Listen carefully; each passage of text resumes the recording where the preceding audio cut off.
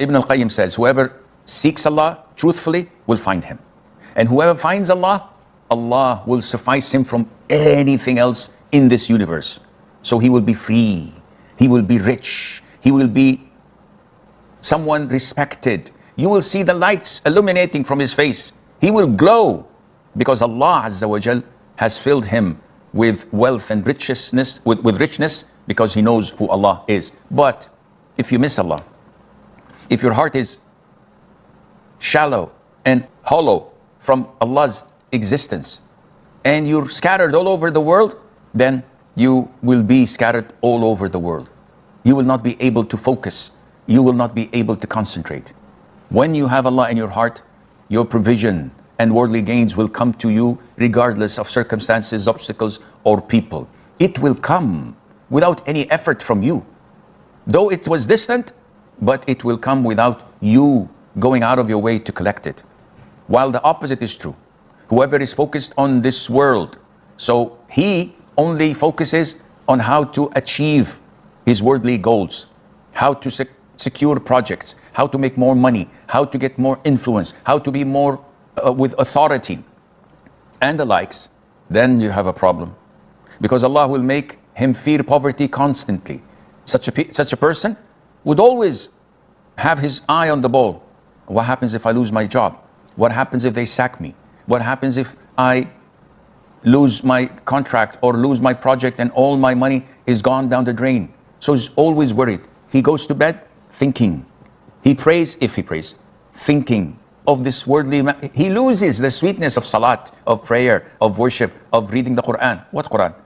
I haven't read the Quran in like 3-4 years. I don't even know what Allah wants of me. I just work 9 to 5 every single day and relentlessly try to make it 9 to 9 instead of 9 to 5. What will happen? Allah will make his poverty between his eyes, because he's always afraid of it, and he's always hoping and wishful that nothing would be depleted, rather it will all increase and increase. And it's like a mirage. The more you get closer to it, the further it is, and it will continue to do so until he dies. He will not get anything of this world except that which has been decreed for him. As Cindy, may Allah have mercy on his soul, said both men, the one who focuses on the hereafter and the one who focuses on these worldly matters, have been already destined, and their provision has already been written. But the difference is, the first one who focuses on the hereafter would get it effortlessly. He would not preoccupy his mind.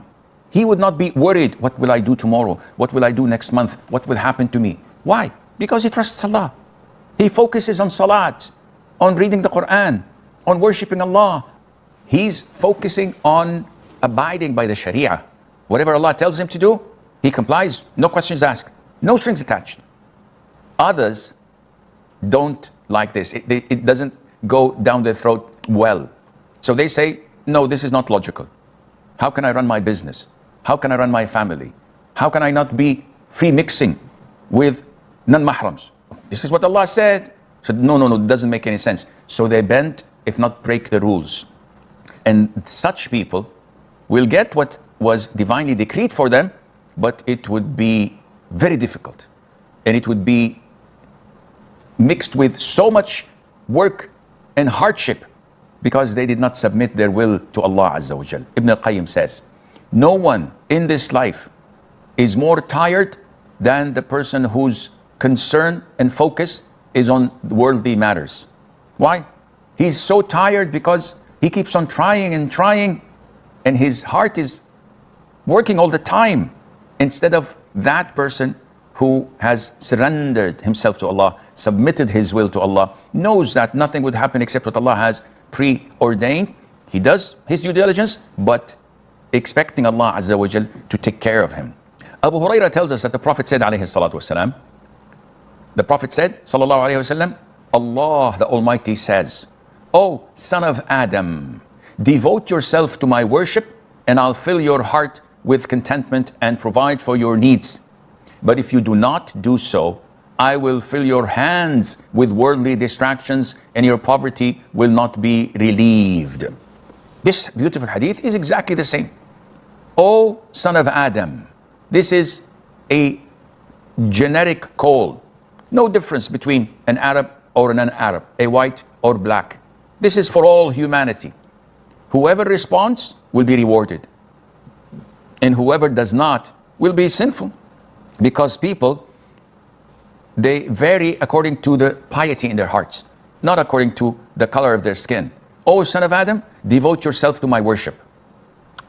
This is, to the layman and those who do not understand what Islam is illogical.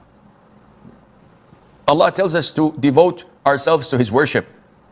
Does this mean we have to be monks and sit in the masjid, in the mosque, worshiping Him, not working, not marrying, not doing whatever we have to do in life? Of course not. To devote yourself to worship is not to abandon this world and to let go of it completely. Rather, to give priority to the worship of Allah Azza wa Jal.